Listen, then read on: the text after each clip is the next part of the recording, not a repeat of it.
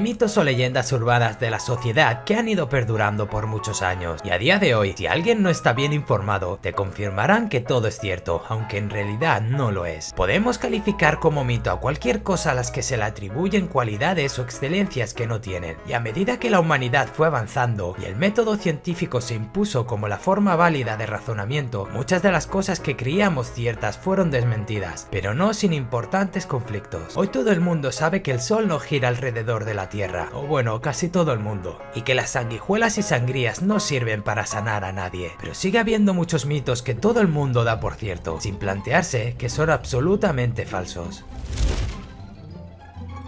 Que el crujir de las articulaciones saque de quicio a la gente que les rodea no significa que vaya a acabar con su movilidad. Según han comprobado diversos estudios, no hay ninguna asociación entre esta costumbre y la artritis, y las articulaciones de los crujidores y los no crujidores no presentan ninguna diferencia significativa. Los aficionados a esta práctica, no obstante, deberían tener cuidado. Lo que sí han comprobado los médicos es que el crujir de las articulaciones puede provocar lesiones en los ligamentos y tendones.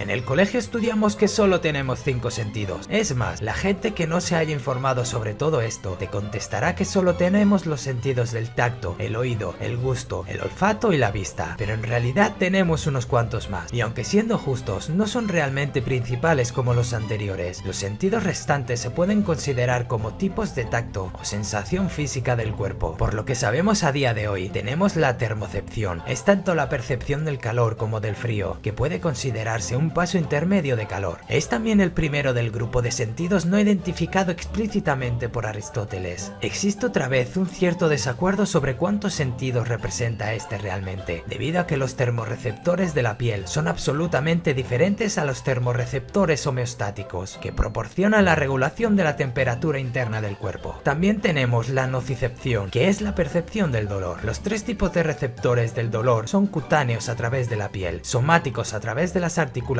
y huesos, y viscerales a través de los órganos del cuerpo. También está la propiocepción, que es la percepción del conocimiento del cuerpo o de la situación de las diferentes partes de nuestro cuerpo. Básicamente, quédate en tu cuarto a oscuras y sabrás dónde tienes los pies. Eso suena algo sencillo e incluso absurdo, pero es así, es un sentido llamado propiocepción. Por último tenemos la equilibriocepción o sentido del equilibrio, que es la sensación del equilibrio y se relaciona con las 3 cavidades semicirculares que contienen líquido en el oído interno, permitiendo la detección de los 3 ejes del espacio, arriba, abajo, izquierda, derecha y adelante y hacia atrás. Así que aparte de los principales que conocemos, el ser humano puede tener más sentidos. Y luego estaría el sentido de poder ver elefantes voladores y cabras parlantes, pero eso creo que ya es cosa de la droga. La imagen del que fuera emperador de Francia está marcado a fuego en nuestras mentes, pero actualmente sabemos que ni era tan bajito, ni estaba todo el rato con la mano bajo el abrigo. Siempre se ha creído que Napoleón medía poco más de 1,5 metros, pero muchos historiadores creen que en realidad medía 1,68 m. El error en el dato podría deberse a un error de cálculo entre distintas unidades, que por aquel entonces estaban en plena reforma. La altura de Napoleón no era nada del otro mundo, pero estaba en torno a la media de la época, y aún así superaba en altura a Sarkozy, su más bajito sucesor. Después de todo lo que he leído sobre el tema, parece ser que el problema de todo esto llega cuando Napoleón se convierte en el gran jefazo, y a partir de ahí Napoleón empieza a pedir que su guardia fuese de una altura considerable, y constantemente se rodeaba de gente muy alta, y puede ser que por eso pareciese siempre ser muy bajito.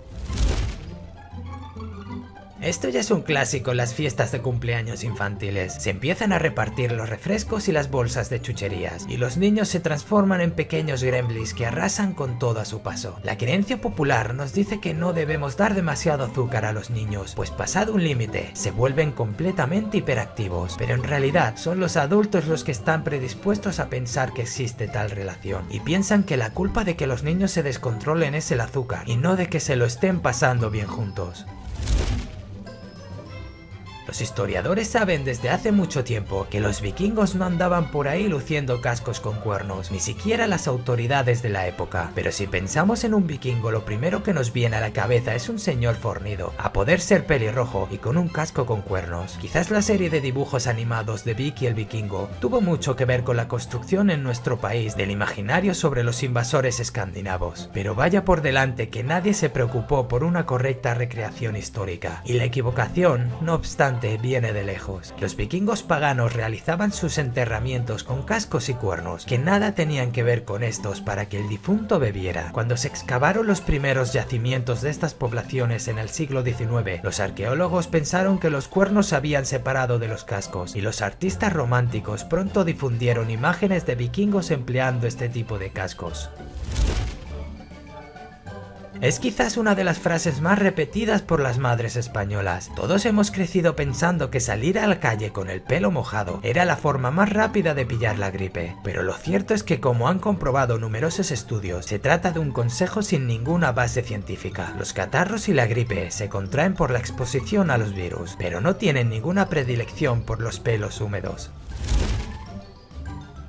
Científicamente está comprobado que despertar a un sonámbulo no provoca que entre en coma o que tenga un ataque al corazón o algo parecido. Lo único que conseguirás despertando a un sonámbulo es asustarle, y seguramente se sentiría angustiado y confuso, y si llegase a reaccionar por reflejo defensivo, podrías llevarte un buen golpe. Solo se recomienda despertarlos cuando se vea que van a sufrir algún daño, si no, deja que se den su paseo y vuelvan a la cama. Hay algo que falla en esta ecuación. Todos hemos visto multitud de perros con 13 años, y los perros mestizos pueden llegar a vivir hasta 20. Pero ¿cuántas personas llegan a 91 años? ¿Y a 140? Está claro que los perros crecen más rápido que los humanos, pero lo hacen de distinta forma. A nivel formativo, los perros alcanzan la mayoría de edad con 2 años, que según los expertos equivaldría a nuestros 21 años. Y he aquí el origen del mito. Pero a partir de ahí la ecuación falla, pues el envejecimiento desde ese punto es más regular, y el encantador de perros mexicano César Millán recomienda la siguiente fórmula para calcular la edad de un perro en unos años humanos. Tienes que restar 2 años de la edad real del perro. Multiplica la cifra resultante por 4 años y añade 21. Bajo esta norma, un perro de 13 años tiene 65 años, vamos, recién jubilado, y uno de 20, 93 primaveras. Hablando de perros, aquí va otro mito sobre los perros. Este es un error común y se sigue diciendo equivocamente. Los perros no sudan por la lengua y tampoco por la piel. Ellos únicamente pueden sudar a través de las almohadillas de las patas, ya que es la única zona donde tienen glándulas sudoríparas. Y a pesar de eso, el perro utiliza la lengua como un medio para poder eliminar el exceso de calor condensando el vapor, goteando y dando la impresión de que están sudando por la lengua. Se trata de una afirmación muy extendida y muy útil para los fabricantes de gorros, pero no es cierta. La cantidad de calor liberado por cualquier parte del cuerpo depende en gran medida de su superficie. En un día frío se pierde más calor a través de un brazo o una pierna descubierta que a través de la cabeza. Dicho esto, ponerse algún tipo de protección en la cabeza en invierno es útil, pues es la parte del cuerpo que más veces llevamos al descubierto.